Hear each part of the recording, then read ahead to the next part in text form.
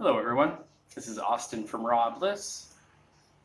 I just had an amazing salad with some guacamole. I made some guacamole because avocado wasn't too good. Usually the green skin, which is the one I got, it's not as good as the black skin variety, is what I found. But still pretty good when you put it in a guacamole. So I added some shallot, some lime, and some diced tomato. Perfect. And then I had that with my salad. I had some mustard greens, some bok choy, and some perilla, which is like a local green here in Vietnam that I've been pretty fond of. Even though it's pretty mild, it's pretty tender, but it comes in these like beautiful like purple green colors. And I like to get purple foods into my life, those anthocyanins, they got some great benefits. But I wanted to talk to you guys about why do people not like greens? Why do people not like salads? Why do people not like greens? Okay. It's a bit spicy. So a lot of times when people think about a salad, they associate like, when you go to a restaurant and you get a side salad and it's like romaine, tomato, cucumber, ranch dressing. That's a salad. You put some salt and black pepper on top, that's your salad. Good, right? So tasty. Ugh.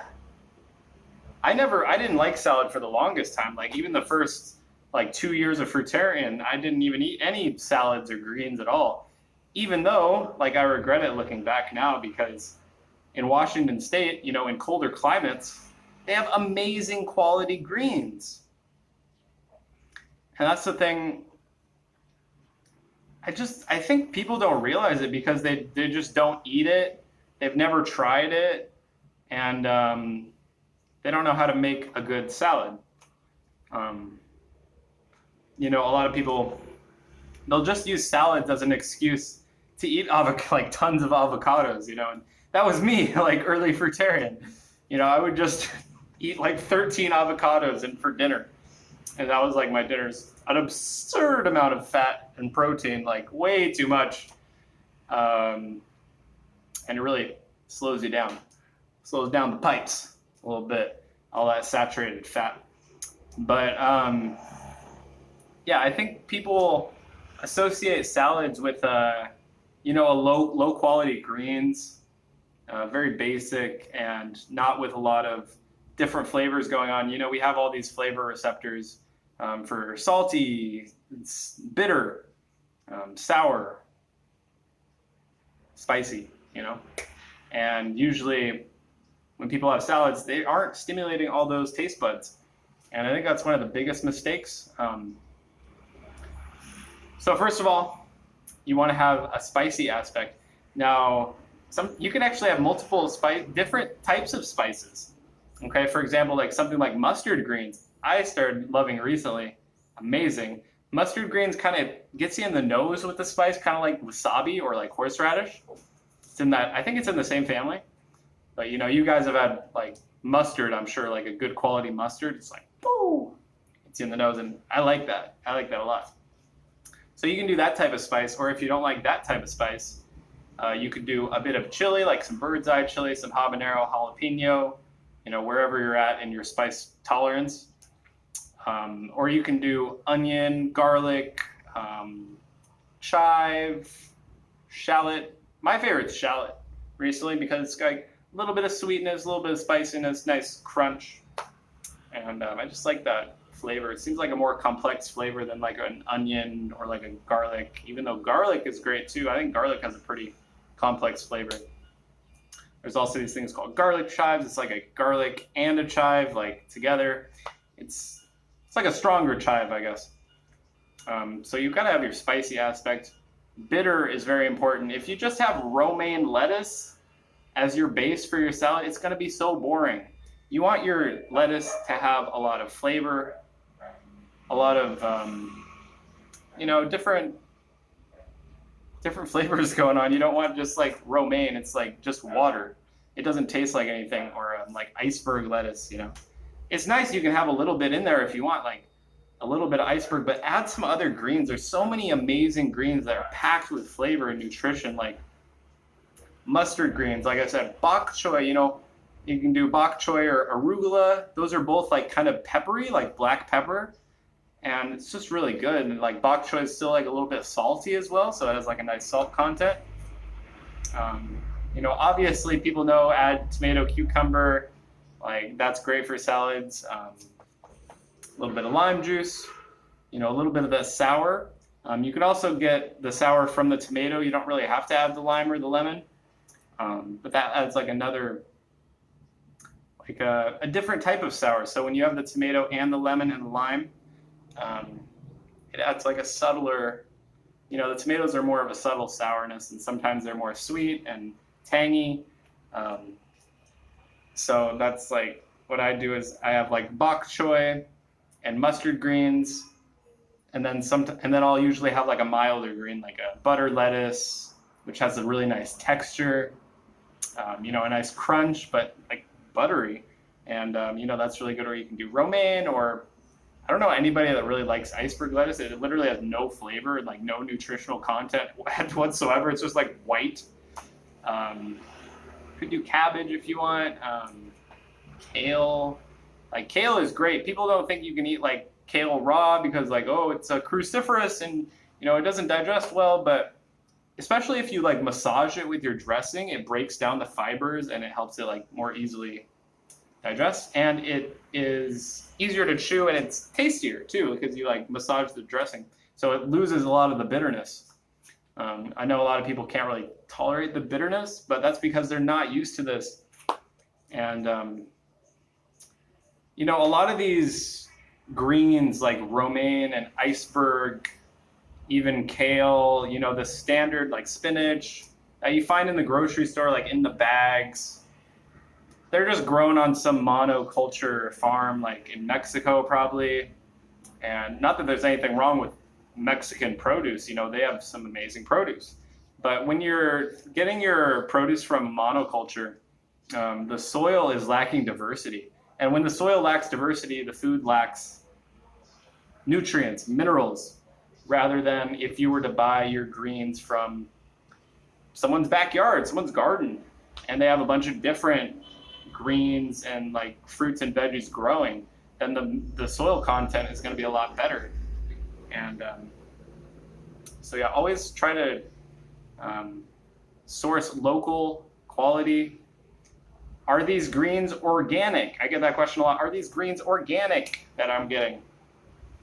I don't know, to be honest. I haven't asked, because even if they were, these things aren't in my control. Okay, I'm not just gonna not eat greens because they're not organic. My body, my liver can filter out toxins.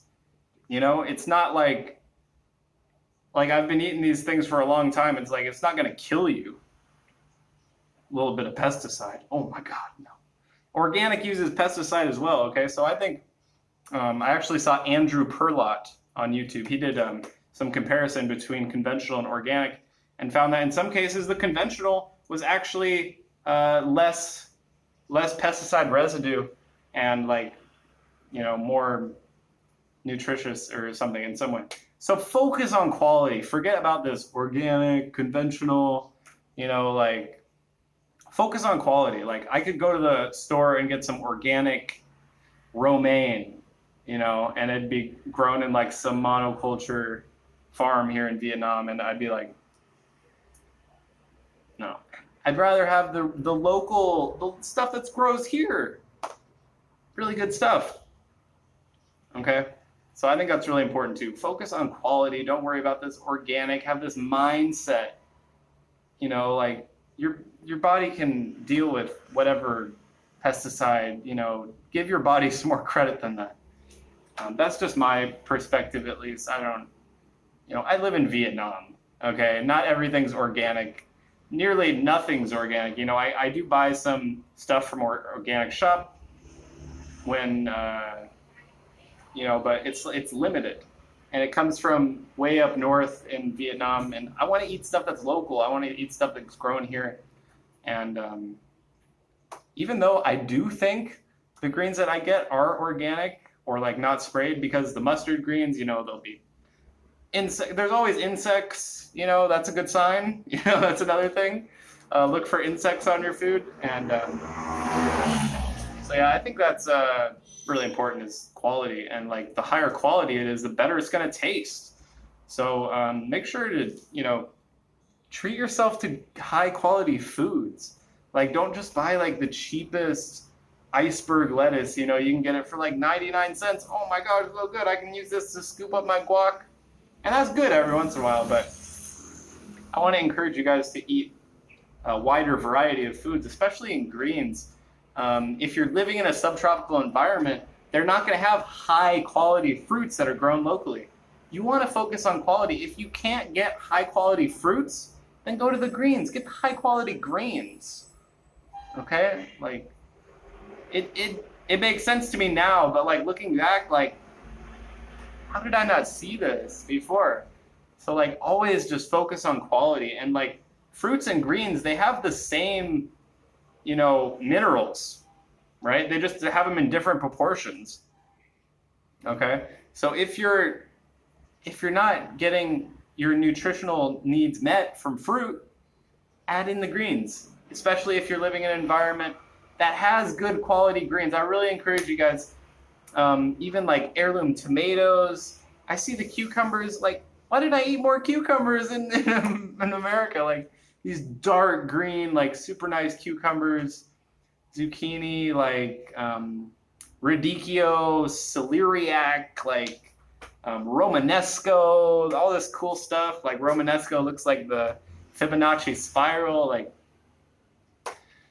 man, it's really good stuff in the States for as far as greens go.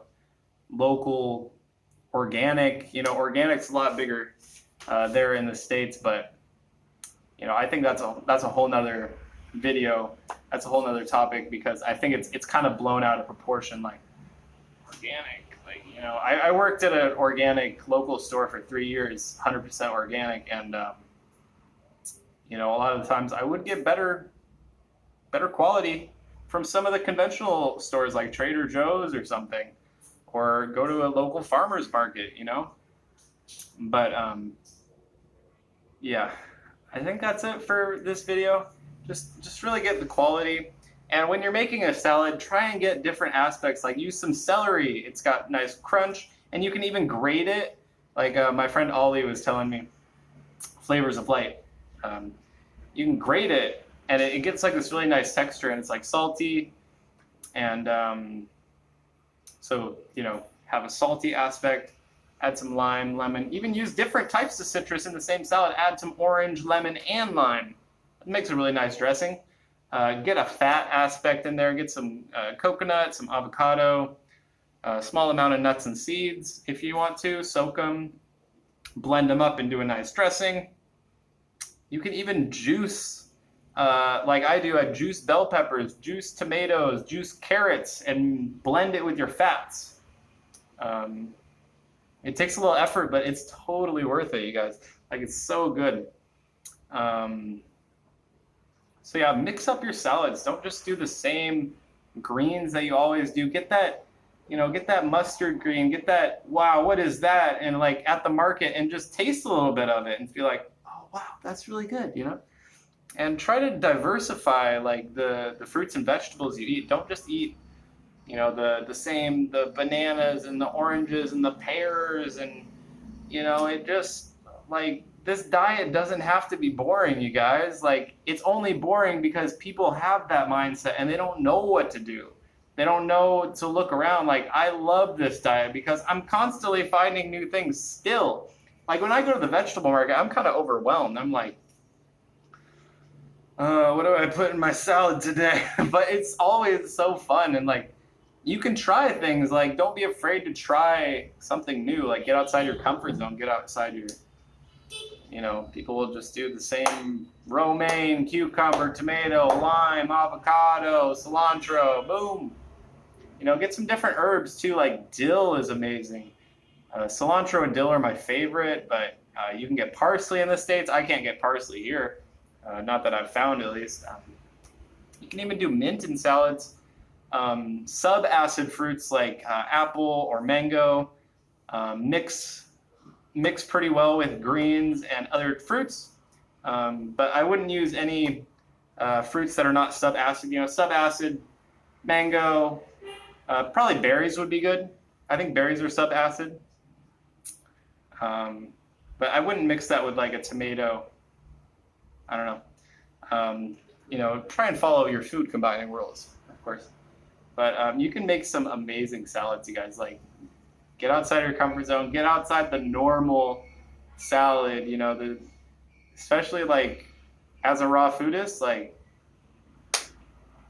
get some good stuff. Get some dark leafy greens. Those are the most nutritious foods in the world. The most mineral dense foods, okay? Like, telling you guys. Like, and if you could get high quality fruits and high quality vegetables or grains, you're looking at a high quality life. You know what I'm saying? You're gonna be thriving. Have I been saying that again? You know what I'm saying? I've been saying that a lot. Why am I doing that? It's so weird. Anyways, I think that's it.